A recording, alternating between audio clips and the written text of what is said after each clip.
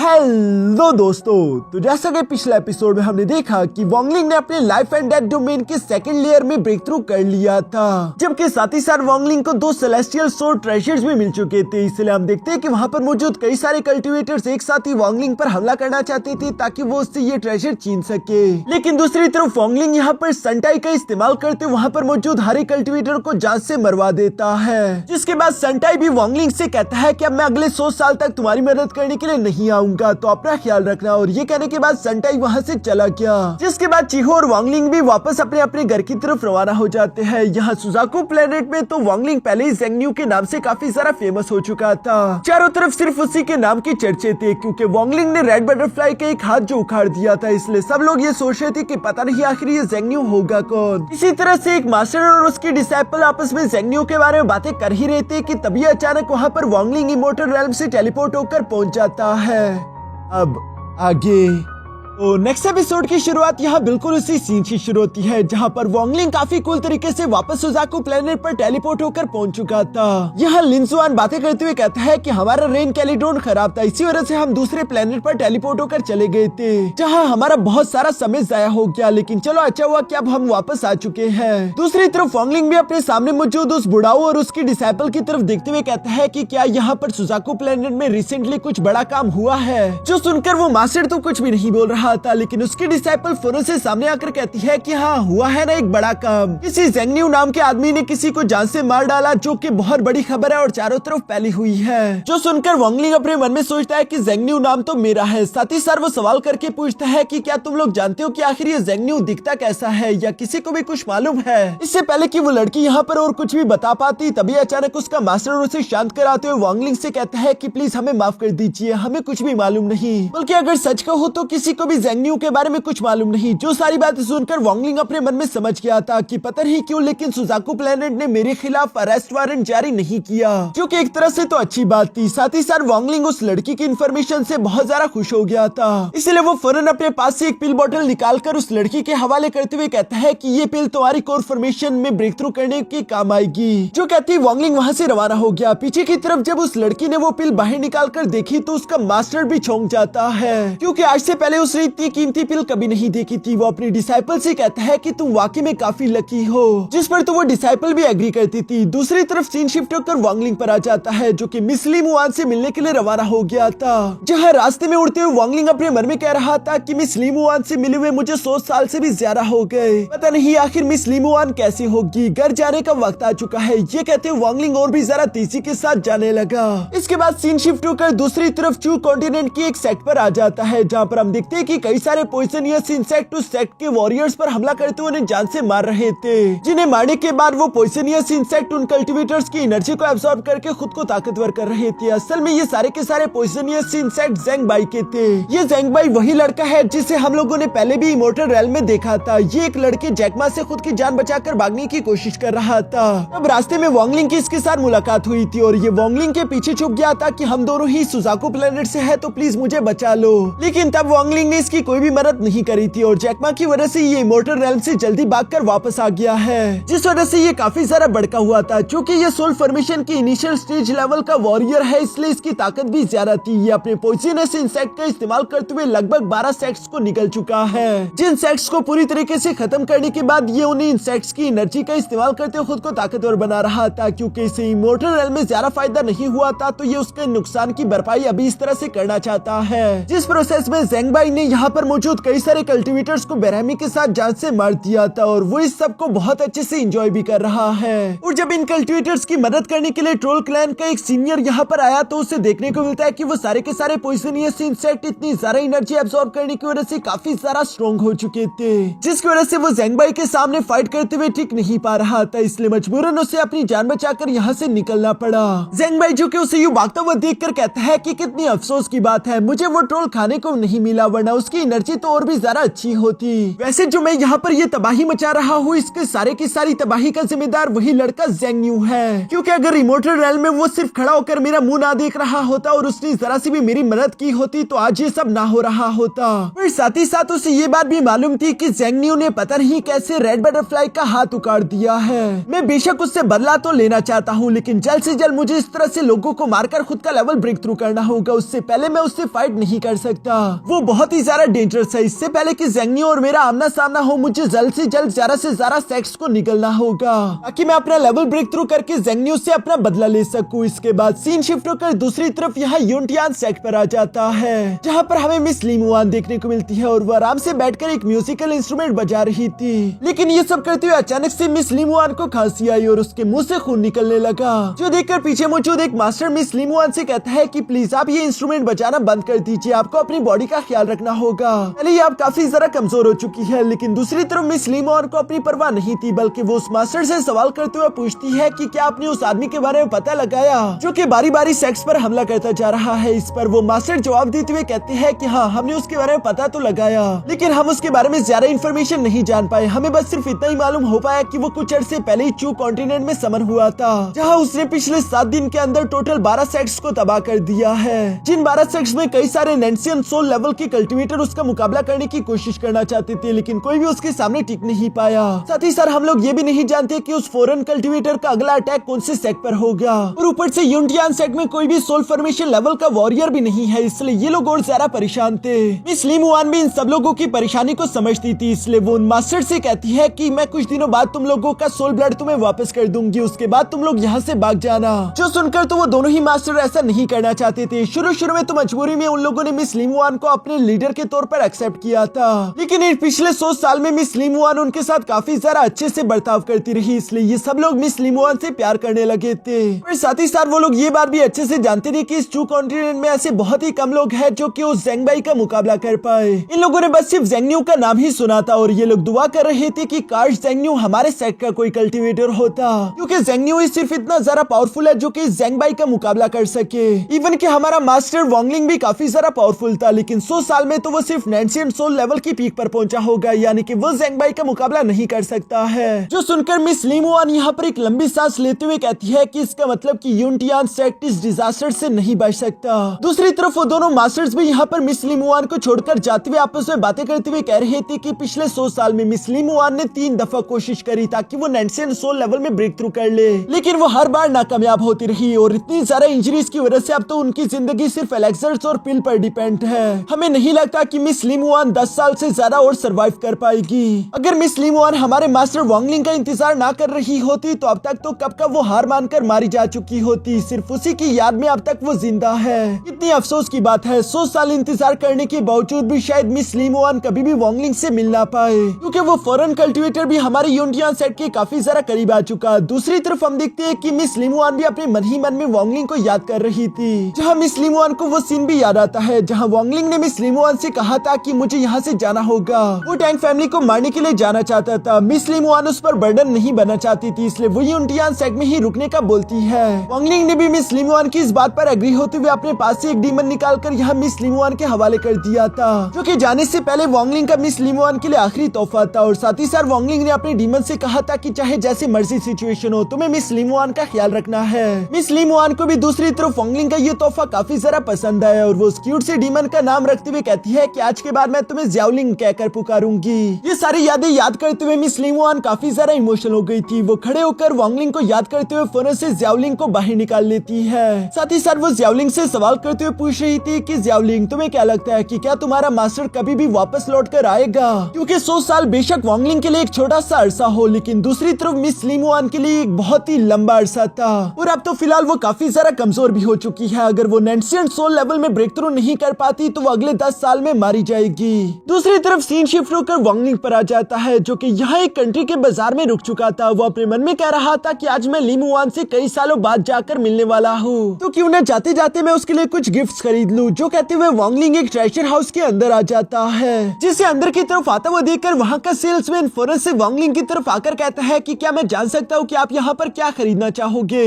जिस पर वोंगलिंग ने भी उसे बता दिया था कि मुझे 5 ग्रेड एलेक्सर या फिर उससे हाई ग्रेड एलेक्सर्स की रेसिपी चाहिए। ये ये सुनकर वो आदमी यहाँ पर वांगलिंग को बिठाते हुए उसे चाय सर्व करते हुए कह रहा था कि वैसे 5 ग्रेड एलेक्सर्स काफी सारा प्राइसलेस होते हैं, हमारे पास इस वक्त इस तरह की 3 कॉपीज मौजूद हैं। आप इंतजार करिए, मैं वो तीनों रेसिपी लेकर आपके पास आता हूँ। जो कहते हुए वो आदमी यहाँ कुछ देर में 3 छोटे छोटे बॉक्सेस यहाँ वांगलिंग के सामने ले आया था, जिनमें से 2 5 ग्रेड एलेक्सर्स की रेसिपी तो यहाँ यूनटियान सेट की ही थी, जबकि आखिरी थी टियानिया गेट की। इसलिए वांगलिंग ने यूनटियान सेट की रेसिपी को छोड़कर टियानिया गेट वाली खरीद ली, क्योंकि यूनटियान सेट वाली तो पहले ही मिस लिमुआन के पास होगी ही। यहाँ वांगलिंग इस एलेक्सर रेसिपी को खरीदने के बाद सवाल करके पूछता है कि क्या तुम लोगों के पास कोई 6 ग्रेड एलेक्सर की रेसिपी नहीं। इस पर वो सेल्समैन वांगलिंग को जवाब देते हुए कहता है कि 6 ग्रेड एलेक्सर्स की रेसिपी तो काफी ज्यादा रेयर है। इस वक्त हमारे पूरे के पूरे ट्रेजर पेविलियन में सिर्फ एक ही 6 ग्रेड एलेक्सर्स की रेसिपी मौजूद है, जो कि इस वक्त हम नहीं बेच सकते। वो रेसिपी सिर्फ ऑक्शन में ही बेची जा सकती है, जो कि 10 साल बाद होगा।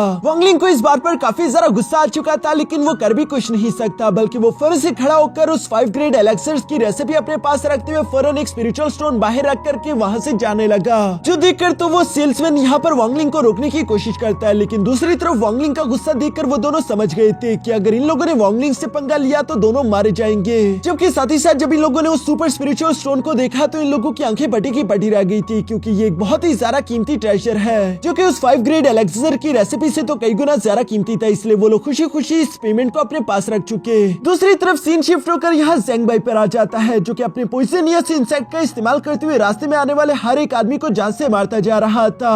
साथ ही साथ वो धीरे धीरे यूनटियान सेट की तरफ बढ़ रहा है, क्योंकि उसने यूनटियान सेट की एक बहुत ही खूबसूरत लड़की मिस लिमुआन के बारे में सुना था, जो कि एक बेहतरीन अल्केमिस्ट है, और वो सोच रहा था कि क्यों न मैं उस लड़की लिमुआन का इस्तेमाल करूँ अपने पॉइजनियस इंसेक्ट के बच्चे निकलवाने के लिए। साथ ही साथ मैं उसे खुद भी कुछ देर के लिए एंजॉय कर लूंगा। ये सब कहते हुए वो यहाँ पर यूनटियान सेट के एक मास्टर को पैर से पकड़ते हुए घसीट भी रहा था। जो सब सुनकर वो मास्टर यहाँ पर ज़ेंगबाई से कहता है कि तुम्हें डरना चाहिए, क्योंकि उसका हस्बैंड वांगलिंग है, और अगर वांगलिंग को तुम्हारी इन हरकतों का मालूम हुआ तो तुम्हारी जान नहीं बचेगी। जो सब सुनकर ज़ेंगबाई गुस्सा होते फौरन उस कल्टीवेटर को जान से मार डालता है। साथ ही साथ वो जोर जोर से इवल्स की तरह हंसते हुए कह रहा था कि क्या कहा वांगलिंग, ये नाम मैंने पहले कभी क्यों नहीं सुना। आखिर ये कल्टीवेटर है कौन जिसके बारे में सब लोग बात कर रहे हैं। ऐसा लगता है कि इन लोगों ने किसी कमजोर इंसान को गॉड समझ लिया है, लेकिन इन्हें मालूम नहीं कि असली गॉड की ताकत क्या होती है। मेरे रास्ते में जो भी आएगा मैं उसे जान से मार डालूंगा। जो सब कहते हुए ज़ेंगबाई हंसते हंसते यूनटियान सेट के मेन ब्रांच की तरफ बढ़ने लगा, ताकि वो मिस लिमुआन को अपनी बंदी बना सके।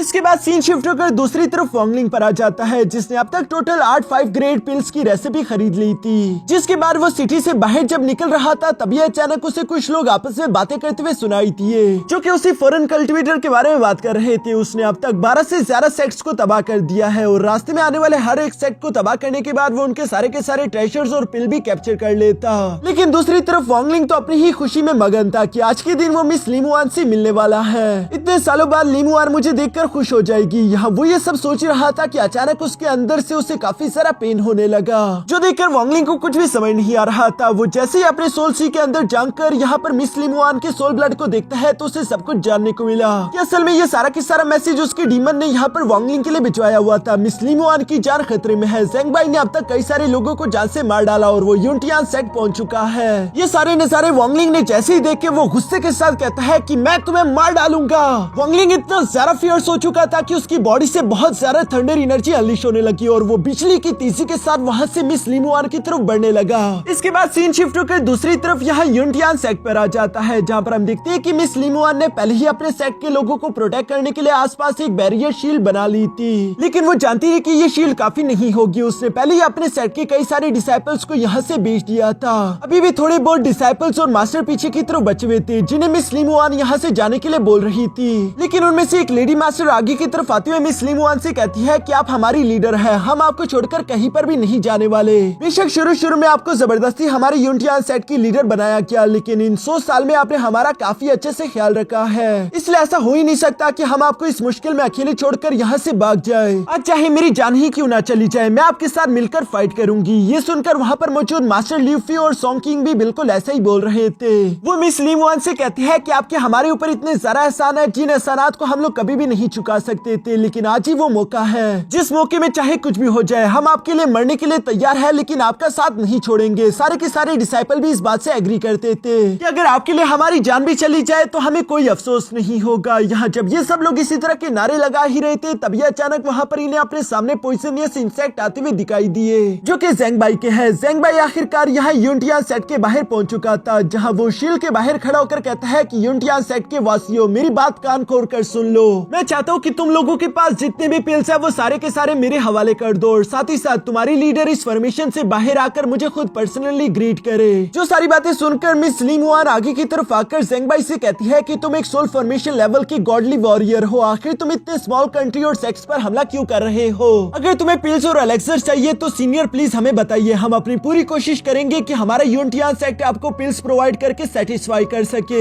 ये सुनकर ज़ेंगबाई एटीट्यूड के साथ कहता है कि तुम आखिर बाहर क्यों नहीं आ रही? लगता है कि तुम्हें मेरी बात समझ नहीं आई है, मुझे ही कुछ करना होगा। जो कहती वो अपने पॉइजनियस इंसेक्ट को फौरन से सामने की तरफ बेचकर उस फॉर्मेशन एरे पर हमला करवाता है, लेकिन वो फॉर्मेशन एरे काफी ज्यादा स्ट्रॉन्ग थी, इसलिए वो पहले अटैक में नहीं टूटी। जो सब देखकर मिस ली मुआन ज़ेंगबाई से कहती है कि इस फॉर्मेशन को ट्रोल क्लैन ने यूनटियान की सेफ्टी के लिए बनाया था, जिसे हम लोग कंट्रोल नहीं कर सकते, और अगर आपने इस फॉर्मेशन को तोड़ने की कोशिश करी तो ट्रोल क्लैन आपका दुश्मन बन जाएगा, इसलिए प्लीज आप अपने लिए प्रॉब्लम क्रिएट ना करें। जो सुनकर तो ज़ेंगबाई ने जोर जोर से हंसना शुरू कर दिया था, और वो फिर से अपने पॉइजनस इंसेक्ट का इस्तेमाल करते हुए उस फॉर्मेशन पर हमला करते हुए कहता है कि क्या कहा तुमने? Troll clan? चलो मैं भी देखता हूँ कि ट्रोल क्लैन वाले लोग तुम्हारी यहाँ पर मदद करने के लिए आते हैं या नहीं, मैसेज भिजवा दो, मुझे कोई मसला नहीं है। जबकि ये बात सच भी थी कि ट्रोल क्लैन वाले लोग इस वक्त यूनटियान सेट की मदद करने के लिए नहीं आने वाले थे, इसलिए ज़ेंगबाई को कोई भी डर नहीं था। दूसरी तरफ यूनटियान सेट के आसपास मौजूद वो फॉर्मेशन धीरे धीरे करके क्रैक होने लगी थी, जो देखकर यूनटियान सेट के सारे मास्टर्स मिलकर अपनी एनर्जी का इस्तेमाल करते उन क्रैक्स को दोबारा से रिकवर करना शुरू कर देते हैं। जो सब देखकर तो ज़ेंगबाई को गुस्सा आ गया, और वो फौरन ही गुस्से के साथ अपने एक बहुत बड़े पॉइजनियस सेंट्रीपीड को एक्टिवेट कर लेता है, जिसका इस्तेमाल करते उसने इस फॉर्मेशन पर एक बहुत ही पावरफुल अटैक चल दिया था। ये पॉइजनियस सेंट्रीपीड वाला अटैक इतना ज्यादा पावरफुल था कि वो फॉर्मेशन फौरन से चकनाचूर हो जाती है। यहाँ पर मिस ली मुआन की आंखों के सामने वो फॉर्मेशन टूट चुकी थी, जो देखकर मिस ली मुआन अपने बाकी के मास्टर से कहती है कि जितने डिसाइपल्स को प्रोटेक्ट कर सको प्रोटेक्ट करने की हिम्मत करो।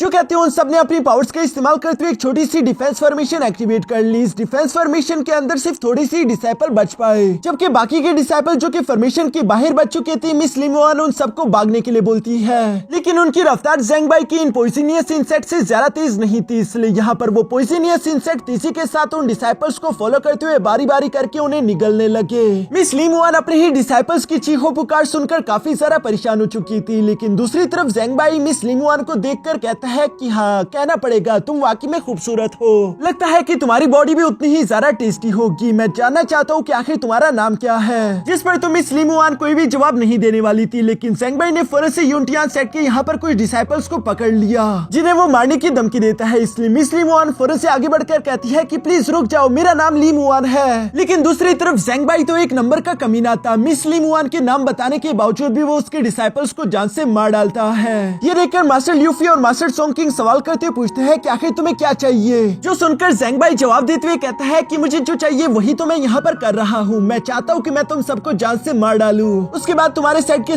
सारे पिल्स भी मेरे हो जाएंगे, और साथ ही साथ ये लड़की मिस ली मुआन मुझे मेरे बेड पर चाहिए, अगर ये मेरी गुलाम बनकर रहेगी तो मैं इसकी जान बख्श दूंगा। जो सारी बातें सुनकर तो यहाँ पर मिस ली मुआन के उन मास्टर्स को बिल्कुल भी अच्छी नहीं लगी, इसलिए उनमें से फौरन वो लेडी मास्टर आगे की तरफ बढ़ते हुए कहती है कि बस बहुत हो गया, कमीने अपनी जबान पर लगाम लगाओ। जो कहते वो अपनी फ्लाइंग स्वॉर्ड ट्रेजर का इस्तेमाल करते हुए यहाँ ज़ेंगबाई पर हमला करने की कोशिश करती है, लेकिन दूसरी तरफ उसके पॉइजनस इंसेक्ट काफी ज्यादा अजीब थे, जो कि उस स्वॉर्ड को भी पूरी तरीके से खाकर निगल चुके। इवन कि वो स्वॉर्ड यहाँ पर ज़ेंगबाई के करीब भी नहीं पहुंच पाई, जो देखकर ज़ेंगबाई हंसते हुए कहता है कि शायद मैं कुछ ज्यादा ही गॉडली पावरफुल हूँ। ये कहते हुए ज़ेंगबाई ने अपने सारे के सारे पॉइजनस इंसेक्ट को इकट्ठा करते हुए एक साथ ही उस फॉर्मेशन शील्ड पर हमला कर दिया, जो अटैक वो शील्ड बर्दाश्त नहीं कर पाती, और उसके टूटने साथ ही यहाँ पर सबसे पहले वो लेडी मास्टर इंसेक्ट्स के हाथों मारी गई, जबकि बाकी के सारे मास्टर्स पर भी इन पॉइजनस इंसेक्ट ने हमला करना शुरू कर दिया था। यहाँ पर मिस ली मुआन अपने आसपास एक छोटी सी बैरियर शील्ड क्रिएट कर लेती है, क्योंकि वो अब अकेली बची थी और उसके पास इससे ज्यादा इस्तेमाल करने के लिए एनर्जी नहीं। लेकिन दूसरी तरफ हम देखते हैं कि ज़ेंगबाई यहाँ पर हंसते हंसते फौरन से मिस ली मुआन की तरफ भी बढ़ने लगा, जहाँ इससे पहले कि वो अपने गंदे हाथ मिस ली मुआन की शील्ड ब्रेक करके उससे टच भी कर पाता, तभी अचानक उसकी बॉडी से वही डीमन बाहर निकल आता है, जिसने ज़ेंगबाई से टकराते हुए फौरन उससे पीछे हटा दिया। साथ ही साथ वो उसके कई सारे पॉइजनस इंसेक्ट को भी खत्म कर देता है, जो देखकर तो ज़ेंगबाई को गुस्सा आ गया। वो अपने बाकी के सारे पॉइजनस इंसेक्ट को एक साथ ही उस डीमन पर हमला करने के लिए बोलता है, जिसकी वजह से वो डीमन भी मारा गया। मिस ली मुआन ये सारा नजारा देखकर समझ चुकी थी कि अब उसकी मौत उसके करीब आ चुकी है, उसके पास बचने का कोई रास्ता नहीं, बस उसे सिर्फ मरने से पहले इसी एक बात का पछतावा था कि वो वॉन्गलिंग से दोबारा मिल नहीं पाई। दूसरी दूसरी तरफ हम देखते हैं कि ज़ेंग भाई अपने सारे के सारे पॉइजनियस इंसेक्ट को इकट्ठा करते हुए कह रहा था कि मुझे एक बात समझ नहीं आ रही, तुम इतनी सारा कमजोर हो, फिर भी आखिर तुम्हें यूनिटियन सेट का लीडर कैसे बना दिया गया। और ये कहती वो अपने सारे के सारे पॉइजनियस इंसेक्ट को एक साथ यहाँ मिस लिमुआन और उसके कल्टीवेटर्स पर हमला करने के लिए भेज देता है। लेकिन मिस लिमुआन से कुछ इंचेस दूरी पर ही वो सारे के सारे पॉइजनियस इंसेक्ट हवा में ही रुककर फ्रीज हो गए। साथ ही साथ पीछे से यहाँ पर वांगलिंग की आवाज भी सुनाई देती है, जो कि ज़ेंग भाई के सवाल का जवाब देते हुए कह रहा था क्योंकि ये मेरी वाइफ है इसलिए। ये सुनकर ज़ेंग भाई जैसे ही पीछे की तरफ पलट कर देखता है तभी अचानक उसे अपने सामने मौजूद वांगलिंग दिखाई दिया, जो कि कोई और नहीं बल्कि ज़ेंग यू ही है। जहाँ वांगलिंग ने फौरन से अपना प्रेशर ज़ेंग भाई पर लगाना शुरू कर दिया था। दूसरी तरफ मिस लिमुआन इतने अरसे बाद वांगलिंग को देखकर तो काफी सारा खुश हो गई थी, जबकि दूसरी तरफ वांगलिंग भी बिल्कुल वैसे ही कूल और खतरनाक दिखाई दे रहा था जब उसने टांग फैमिली को जान से मारा था। और यहाँ इसी जबरदस्त सीन के साथ हमारा ये एपिसोड यहीं पर खत्म हो जाता है।